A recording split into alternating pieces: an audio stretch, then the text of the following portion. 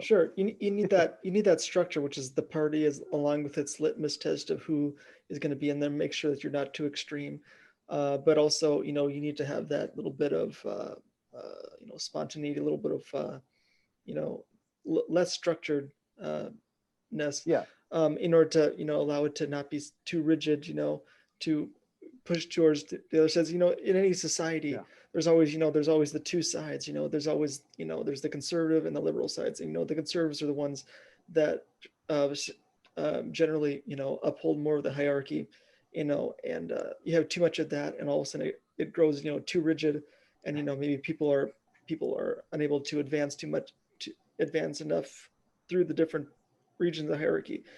And then on right. the other side, there's the liberals that want to break stuff down, and if you have too much of that, then the whole thing falls apart. So you need to have that structure, but you also need it to be not so rigid, so well structured that no one can do anything.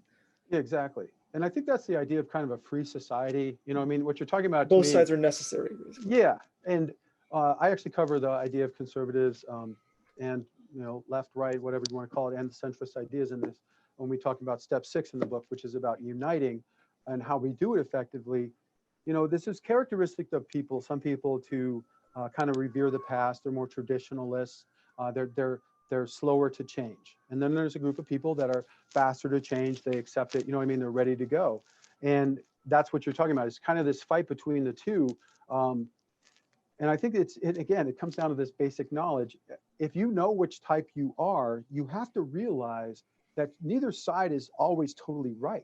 Right? There are times where the conservatives need to give it up and realize, look, man, we need to change this. Okay. Slavery, horrible pollution. You know what I mean? It's like, if you're holding Mhm. on to these things, man, you got to evolve. At the same time, the right has to realize, this liberal aspect that some things that you want to change, you can't force change on everybody everywhere. You know what I mean? You Mhm. you can start somewhere and change things, and they will grow if they take on. But this idea that you have to force everybody into some ideal is also not right. So, you know what I mean? You have to balance them out. You also have to take what drives me crazy about these two parties. It's like they don't take the other person's consideration at all. It's like the whole vaccine movement. I've talked to enough people that are anti-vax and vax. It's like, why isn't our news like listing out every single uh, anti-vaxxers issue and then going through why they are true or not true and helping us understand it instead of just mocking them as being stupid? You know what I mean? This is kind of, and I use that as an example because that's what happens in our government, right? It's like Mhm. anything the Democrats, oh, it's just liberal, lefty, oh, the Yep. right, hateful, it's like, no, can you just listen to them? They want humanity on the border, for God's sake. That's not a bad thing. These guys want some type of secure border. You can't have a country if you just have endless people come in. And you have to understand why. Why are these people all wanting to come here? Is it because America's so great? Not really. If you talk to them, they're coming here because they're fleeing horror. You know what I mean? Mhm. So why are our southern nations such horror? You look at the past, you're like, America literally went down there and to stabilize these countries. I can't Yeah. even understand that. Like, why wouldn't we want strong, peaceful democracies all around us? This whole Yeah, hemisphere by now could like have been, Salvador Allende in Chile. well, exactly. I mean, Yeah. you know the history. I mean, it's Mhm. like, it makes no sense to me. This whole hemisphere could have been the most peaceful democracy, helper of the world by now. Instead we have, you know, America and Canada kind of on the same page, and then we have so much pain and suffering below, and it doesn't need to be this way. So, for me, it's like when I live in Southern California, so there's a lot of people here from South America, and again, they love their countries. It's just they can't live there. You know what I mean? It's like if your daughter's going to be raped or your son's going to be a gang member, there's no education, there's no food. You know what I mean? It's like this is why people came to America to begin with. You know what I mean? It's like the whole Mhm. pilgrims, they're fleeing from the Irish, the Italians, from the, you know what I mean? It's just, Mhm. it's this natural idea that we all want to have a better life. So either we're going to help everybody create a better life all over this world, or we're going to have this horror, fleeing and all this disruption and everything else that we keep going through over and over and over again. So either we kind of make this big change now, or I really believe that we're not going to make it. And that's kind of why I think really know me, and nobody does yet, but why it took me so long to kind of get here. I mean, I've had so many setbacks in my life from being, hit by cars and laid out for years, broke my back, ruptured disc in my back and things. And um, to have this all happen in 2020, to get the first book out and start to be able to talk about this, all my friends tell me this is exactly why all of that happened to you.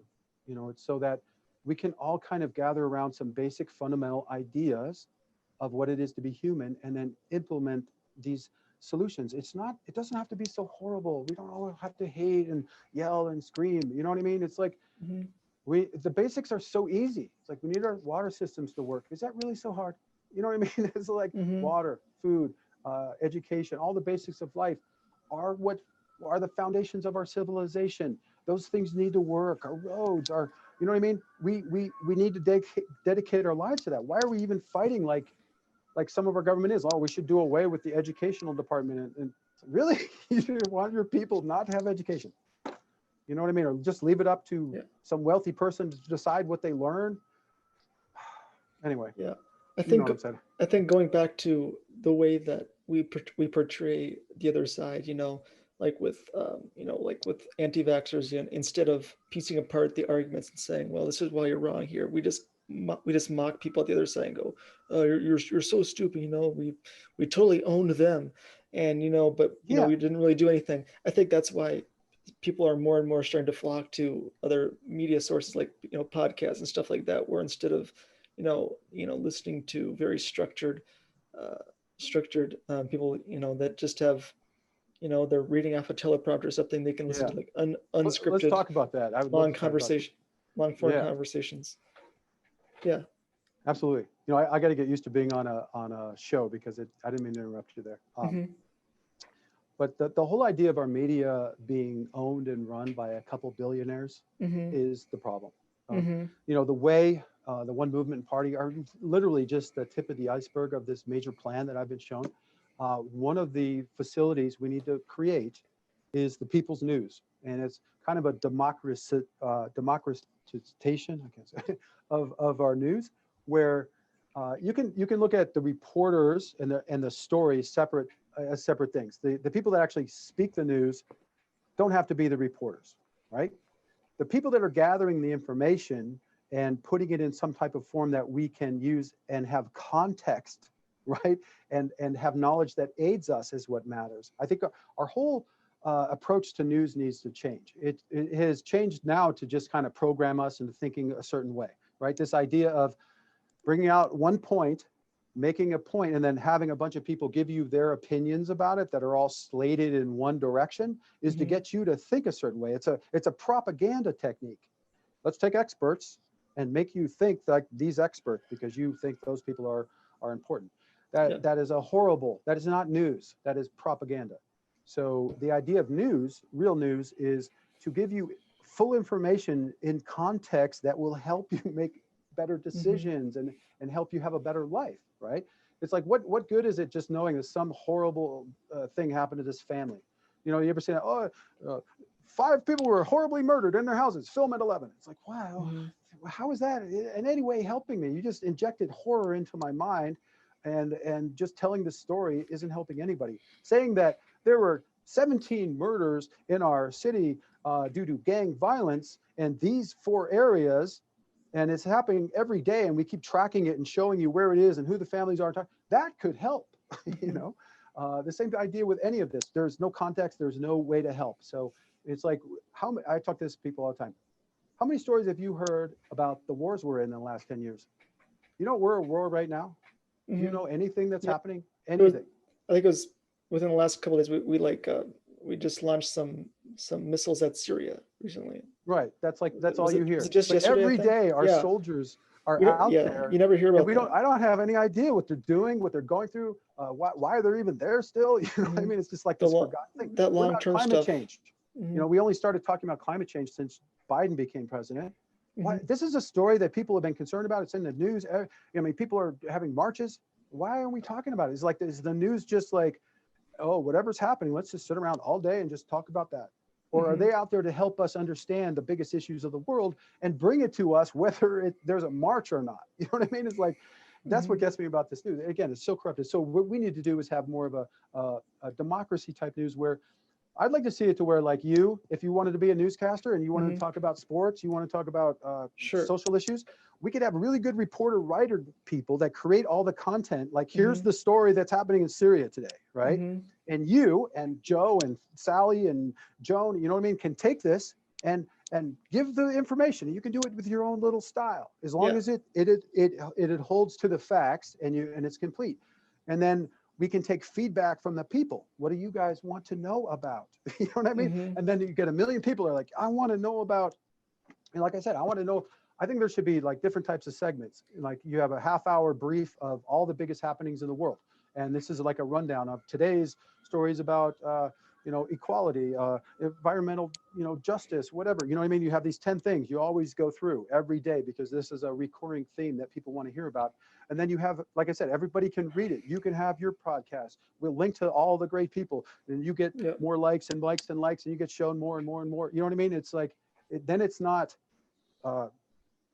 somebody's name who decides. It's not a billionaire and one superstar reporter guy that decides what you get to know and think like and everything else, right? And you, as a reporter for the news, it's not about you. You know what I mean? It's like, it's about the information. There's no opinion. There's no discussion. It's you giving the facts and then showing the people where they can go and unite to help fix this problem or get more information, you know what I mean, and follow up on. And that's it. That's what news is supposed to be. So anyway, does that make sense? Yeah. I wonder if, I don't know if this is a solution, but so one of the problems is, they're trying to do stuff that gets more clicks and that's more money. So, the quick negative stuff that shocks you is really gonna, bring in more money, not like the ongoing wars that we're in that you never hear about. But, the stuff that really gets people riled up, but I wonder if maybe one solution could possibly be some news source that, instead of being based on, money, it's maybe it's like a government run type of thing where, I would like it to be done on more of a charity thing. We're like, you know what I mean? Like we all support it, but we can have ads. Like just something where the incentive isn't simply to get clicks. Well, basically. Yeah, exactly. But it's also, like you said, it's about information. So what I find is people like donations, want this. Yeah, people want this news source. I think if we set it up the way I'm talking about, there would be a lot less overhead. Because you are shooting this in your little studio in your home, and so is everybody else. The reporters around the world can get paid for their stories that are used. You know what I mean? Like if you're doing a good job as a reporter in Syria, you can make more money because more and more people are using your news story. Was it subscription based? Is it partly donation based? Is it kind of a charity? Is it funded by the government? I think all of those are possible. I think this idea of when I say democratization, that's the word, of news, is that it is kind of like that. It's like it can't be about money, right? There's certain things in our society that just the capitalistic idea really doesn't work in the extreme.